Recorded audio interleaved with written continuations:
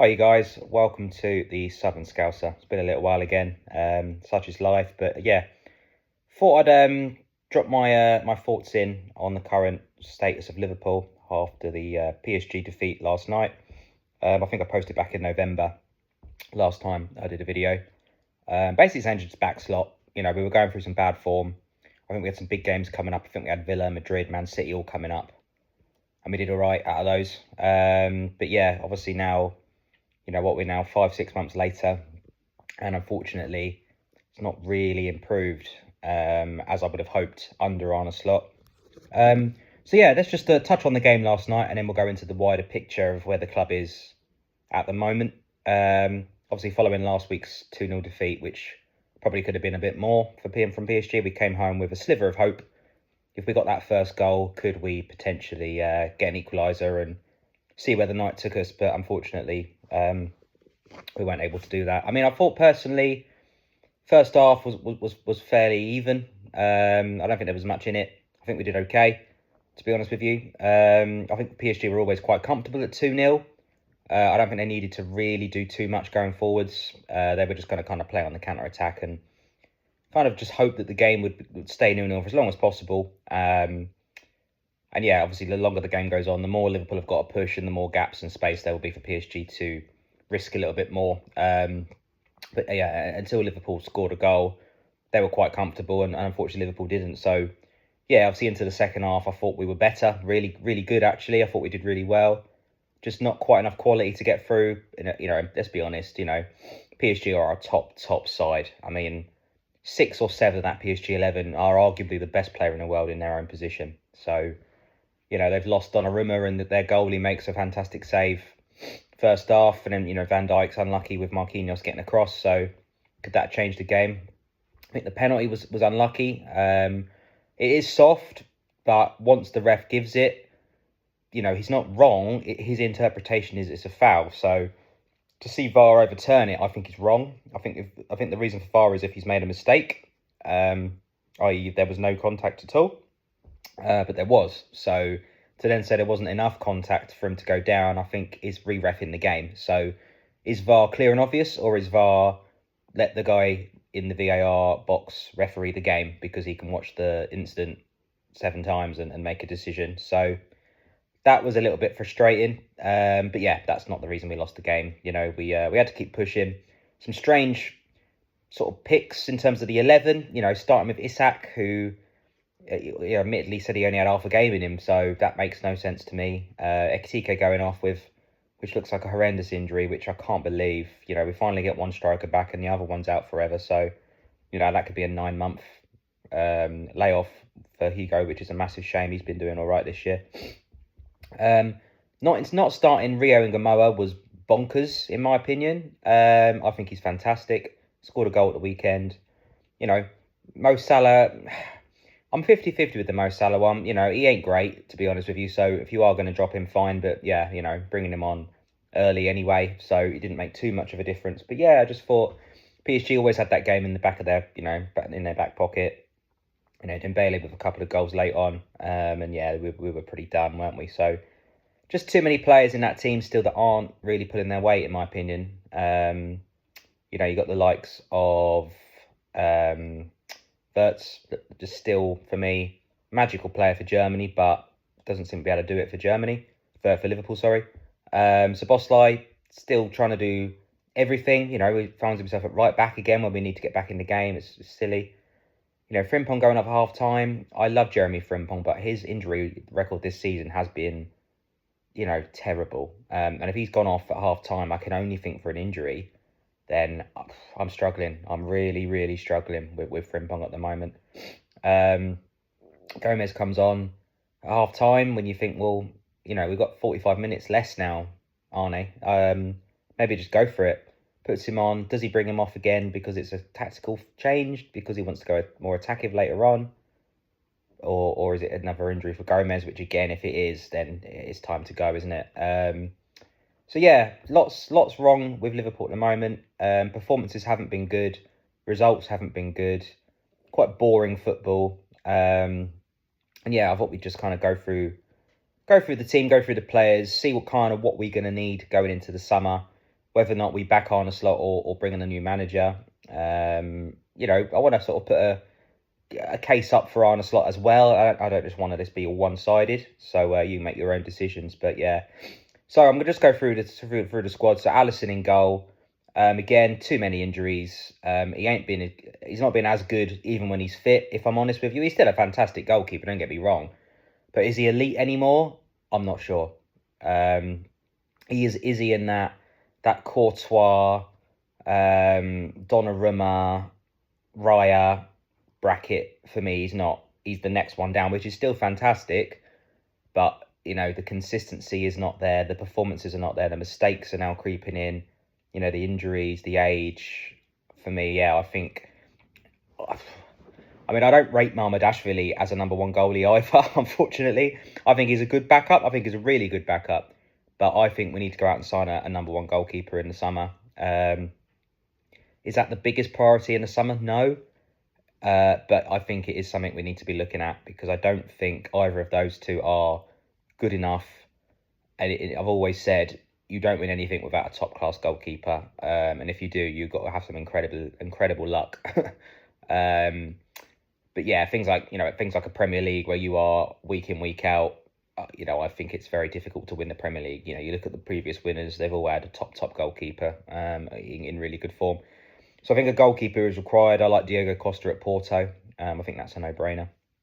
Over on the left, obviously, we've announced this week that Robertson will be leaving the club. Difficult one with that. You know, if that just means Tsimikas comes back as backup to Kerkez, then that's disappointing, because I don't think Tsimikas is good enough either, clearly, as he's been loaned out. I don't disagree that Robertson isn't as good as he was, but unless we're bringing in someone as good or better, then I think that's a silly one. So we'll see. We'll see what happens in the left-back department. Kerkez, I think, has been okay, and I think that is it. I don't think he's pulled up any trees. I don't think he's been terrible. I think he's been all right. So do we need another top left-back to you know, challenge him in that position? Yes, I think we do. I think we need another top left-back to compete. You know, a DeMarco, you know, someone in that range. Centre-backs, I think there's a massive transition there. You know, Konate is now spent the entire year saying he's not going to sign a new deal. Is now probably saying he is going to sign a new deal because nobody else wants him because of how bad he's been this season. You know, we got Van Dijk, in my opinion, is probably in the same boat as Salah. He's been unbelievably good for us, and I would still keep him around the club. He's on a big wage is the only issue. I think he's probably got one more year left in him, but should he be starting every single game in every competition? No. And we're so short on centre-backs that Van Dijk plays FA Cup, League Cup, Prem, Champions League. He plays everything. And that's killing him. He's not the age anymore to be able to do that anymore. So that's an issue. You know, we've signed Xhaka. Don't know anything about him, so I'll wait to see. We've signed Leone. Hasn't really had a chance. Will he come back from his ACL strong? Yeah, some options in there. But do we need to go out and sign a world-class centre-back? Yes, in my opinion, we do. Is Xhaka £60 million worth of centre-back? I feel like you're paying for a lot of potential. But yeah, I think we could probably go out personally and go and sign a Bastoni, you know, someone like that. Because, you know, these might sound like crazy names, but how serious are we? Do we want to go and win the league and the Champions League and go and get a treble next year? Or are we quite happy to just kind of be a top four, a title challenge now and again, you know, get a little bit closer to Arsenal and City, maybe try and get to the next round of the Champions League than we did this year?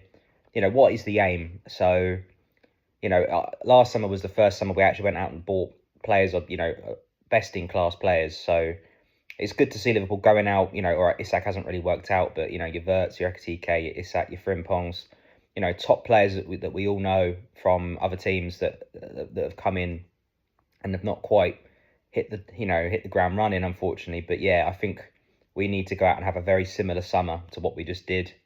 The transition is crazy. You know, I'm now watching Liverpool last night, and you think, you know, there's the starting 11. There's no Alisson, there's no Trent, there's no Robbo, there's no Salah. You know, so many changes. You know, obviously you can keep going back, but yeah, recently those guys have, you know, have pretty much lost their place or recently moved on. You know, Luis Diaz is another one, which I'll come to in a moment. But yeah, and obviously on the right back side of things, as I said, I don't think Connor Bradley is this level. He's a decent option, But with Frimpong's injury record, I feel like you need another top right back in there. So yeah, that's another position that I would strengthen. Into midfield, weirdly, I think this is probably the most depth we have. McAllister's form this season hasn't been what it was last year. Last year he was scoring some clutch goals. Gravenberch hasn't been as good as he was last season. He was, absolutely fantastic last season. This year he's not been the same. Szoboszlai's been unbelievable, but he's only one of him. Unfortunately he can't play right back, centre mid, CDM, cam, all at the same time. And he's tried to, which has obviously hurt him a bit more. It's a bit like Gerrard. When we've had such a bad team, Gerrard's had to try and do everything, and it's almost hurt his game. And when we've had periods with a good team, Alonso and Mascherano or Torres or Suarez, Gerrard's had other players to actually do some of the other work, and he's been able to be the best version of himself. And I feel like that's where we're with Szoboszlai at the moment. Also we've got Elliott. I think we need to get rid of him. Curtis Jones, I actually like him as an option, not as a starter, but as an option. I like him. And Wirtz, as I've mentioned before, is he a cam? Is he a left winger? I think he is a 10. But yeah, I need to see a lot more from him. I'm going to kind of give him this year, and I expect a lot more from him next season. Do we need anyone else in there? Possibly. Do we need one more? Probably. I think probably we could do with another Szoboszlai kind of player that's can do a bit of everything. So yeah, obviously decide who you want on that one, but I think there's a space for one more top midfielder in there. Wingers is where it starts to get a little bit of a mess. So as I mentioned, Luis Diaz. To let 28-year-old Luis Diaz leave the club for £60 million, especially when you look at the club that's interested in him, should give you a bit of an idea that we are making a wrong decision. Luis Diaz came in from Porto, on quite a low salary. We gave him 70k a week, which was a massive improvement on what he was on at Porto, and then respectfully, he's been fantastic, so deserved a pay rise. And we had that triple contract problem last year with Salah, Van Dijk and Trent. Two stayed, one didn't, and the two stayed got paid handsomely for it. So Diaz is probably thinking, well, all right, I'm not asking for 400k a week, but 250, 300 is more than fair. And unfortunately, Liverpool don't seem to do it. They don't seem to put people up by that much, even if they deserve it, i.e. they came on probably lower than they should have done. They've almost missed the middle bit, but they did the same with Wijnaldum. He was the same. He was on about 60k, which was the first contract he signed. 5 years later, he's asking for, 200, and they're like, well, we're not going to triple your salary in one go, but if a player's proved that he's worth it, then you do it. Diaz has gone on to score 23 goals in 41 games for Bayern at this moment, 20 odd assists as well. We've kept Gakpo, who has had a pretty poor season. He has his moments, but he is a moments player. He isn't going to go and get you 20 goals a season. He's just not. He's quite predictable. He's not particularly fast. So I think that was a massive mistake, to be honest with you. I said at the time, if you're going to sell Luis Diaz at 28 years old, personally, I think that's 2 years too soon. But at least go out and sign a replacement. And promoting Chiesa and Rio, in my opinion, in August is not sufficient. Rio is now starting to show he's got potential at that level, but he's still 17.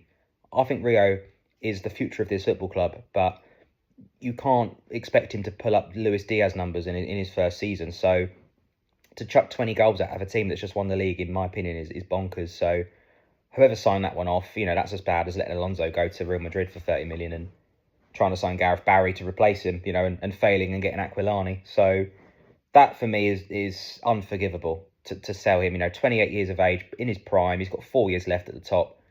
Yes, I understand you when they say about the wage budget, all right, we've given Salah 400, we've given Van Dijk 350. We can't give we signed Isak, we signed Wirtz, we signed Ekitike. We can't give everybody 300k a week. Well, City do, and that's how you win titles. Yes, all right, they're in a bit of financial issues, but I mean, how long does that go on for? And you look at Van Dijk and Salah and you think, okay, well, yeah, all right, we're going to have quite a high wage budget for a year or two, but those two will be gone by then, and with at least then Diaz is still here and is still hitting those numbers as those two do start to decline. And what's happened is Salah has declined.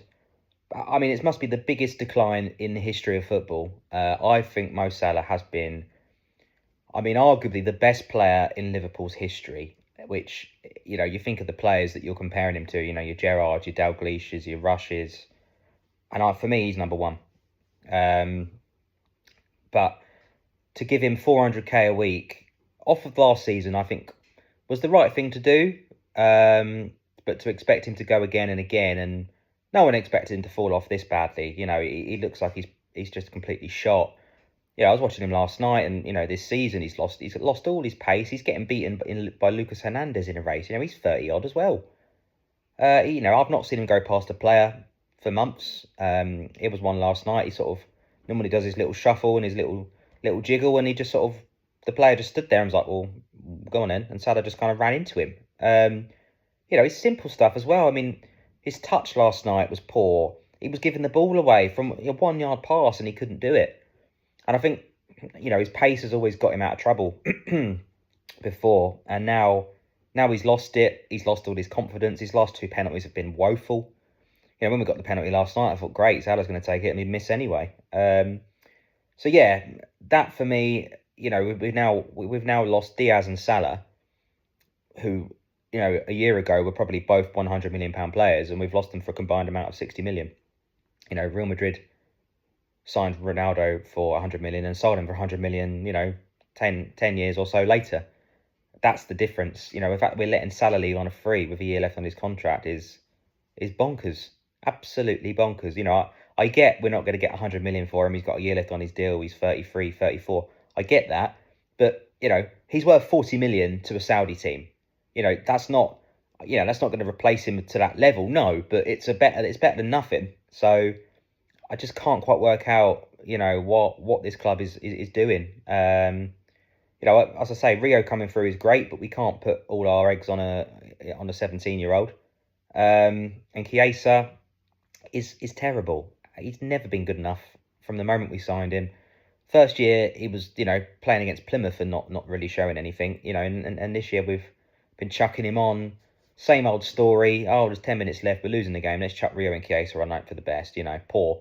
So, yeah, unfortunately, I think in the wing positions, we have a lot of work to do. I think, really, we could probably let Gakpo go as well. So, yeah, we're going to need a couple of right wingers and a left winger, or a couple of left and a right. Rio likes playing off that left-hand side. If we signed a top left winger, and Rio was the understudy, I think that's great. Or on the right, we probably need 2. So yeah, where you go from that, Diamande, Rafa Leao, I don't know what the budget is. I really don't. And Slot last night saying we need to sell before we buy. Well, who are we selling? Who are we recouping money for to replace? Because, all right, we spent 400 million last year. Yeah, I know that. But we also sold Diaz. We lost Jota. We sold Darwin Núñez. We lost Trent. We lost players that we had to replace. So, as I say, it depends what you want to do. Barcelona have managed to go again and start signing players, and they almost went bankrupt. So, if you want to compete with these top institutions, you have to go out and spend money that you haven't got. Take out a loan, or we must have so much money in there. We didn't spend, over the last 10 years, we've not spent anywhere near what some of these other teams have spent, even with last summer. And it's up to you. If you want to go, all right, well, we've spent all our money, we can only buy what we sell. Well, Robertson's leaving on a free, Salah's leaving on a free. We're not going to sell Isak or Ekitike. It looks like now we've only got one striker for the rest of the season, and possibly the rest of this calendar year. Do we have to go and sign another striker now?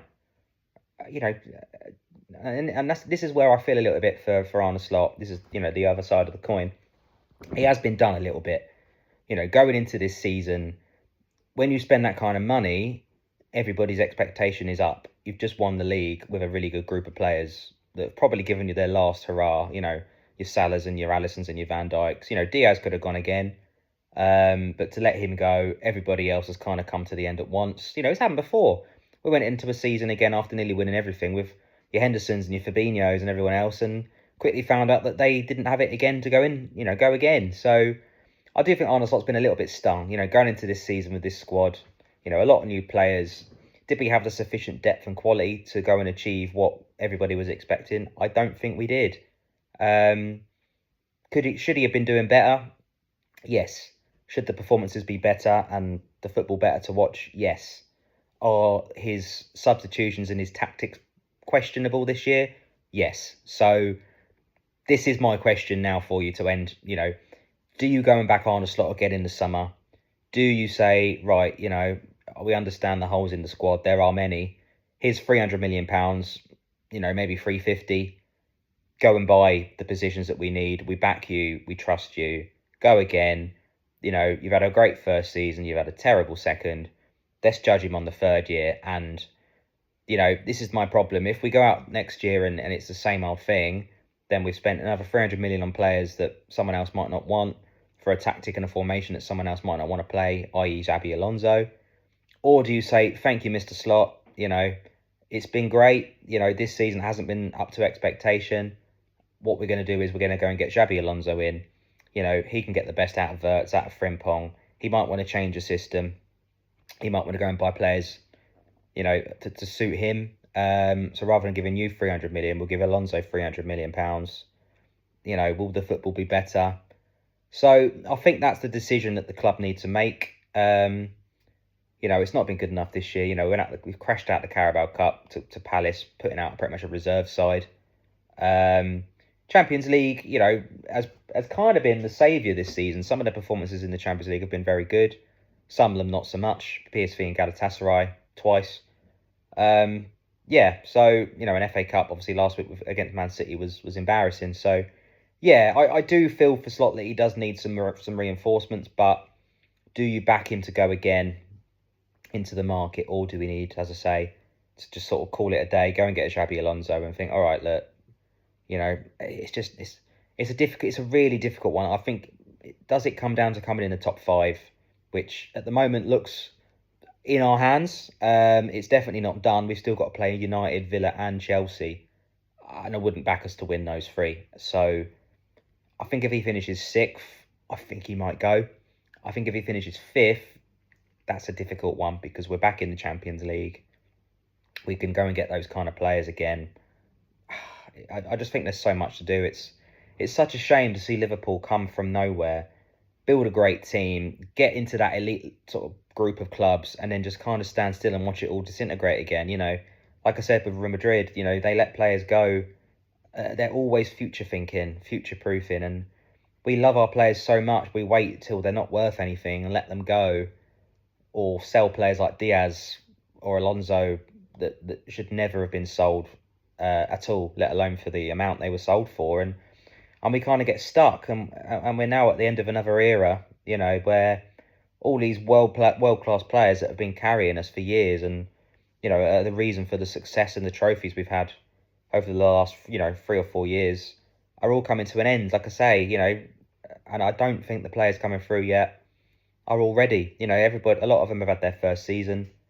A lot of them have sort of, coming to the end, like we say, the Robertsons and stuff like that. So there's a lot to do this summer. If we go into next season, we've not really strengthened the squad. Expect more of the same. So my personal opinion, I would let Slot go. I would get Xabi Alonso in, and I would go and give him some money to spend. But saying we can only spend it what we sell, what we generate is crazy.